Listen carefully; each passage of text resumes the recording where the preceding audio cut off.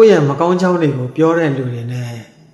ရင်ဆိုင်ပြီးတော့တွေ့ကြုံလာရပြီဆိုရင်ပြုံးပြုံးလေးနေနိုင်အောင်ကြိုးစားပါဘလို့ပြုံးရမှာလဲလို့မေးရင်နံပါတ်1အချက်ပတ်ဝန်းကျင်ကကိုယ့်ကိုမကောင်းကြောင်းတွေပြောလာပြီဆိုရင်အဲ့လိုလူတွေနဲ့ကြုံလာရပြီဆိုရင်တဲ့သူပြောနေတဲ့စကားဟာ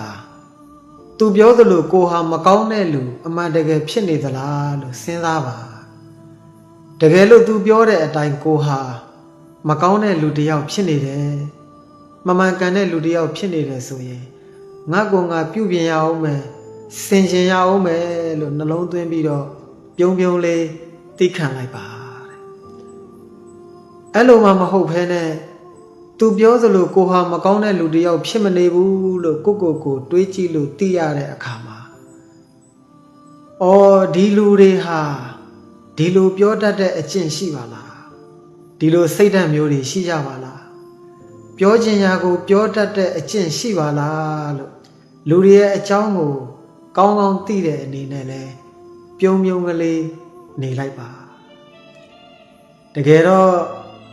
ပတ်ဝန်းကျင်ကမကောင်းပြောလို့လဲကိုဟာမကောင်းတဲ့လူတစ်ယောက်ဖြစ်မသွားပါဘူးပတ်ဝန်းကျင်ကကောင်းပါတယ်လို့ဘယ်တော့ပဲချီးမွမ်းချီးမွမ်းကိုဟာကောင်းတဲ့လူတစ်ယောက်ဖြစ်မသွားပါဘူးကိုရဲ့ပင်ကိုဗီဇကမကောင်းတဲ့ဗီဇပါလာတယ်ဆိုရင်ကိုဟာမကောင်းတဲ့လူပါပဲကိုရဲ့ဗီဇကကောင်းတဲ့ဗီဇတွေပါလာတယ်ပတ်ဝန်းကျင်ပြောသလိုကိုဟာဘာမှအမှားအယွင်းမရှိဘူးဆိုရင်ကိုဟာလူကောင်းတစ်ယောက်ပါပဲပတ်ဝန်းကျင်ကပြောတဲ့စကားသံတွေကြောင့်တော့ကိုဘဝဟာမကောင်းတဲ့လူတစ်ယောက်မဖြစ်နိုင်ပါဘူးအဲ့ဒါလိုပဲပတ်ဝန်းကျင်ကကောင်းပါတယ်လို့ပြောတိုင်းလဲကိုဟာကောင်းတဲ့လူတစ်ယောက်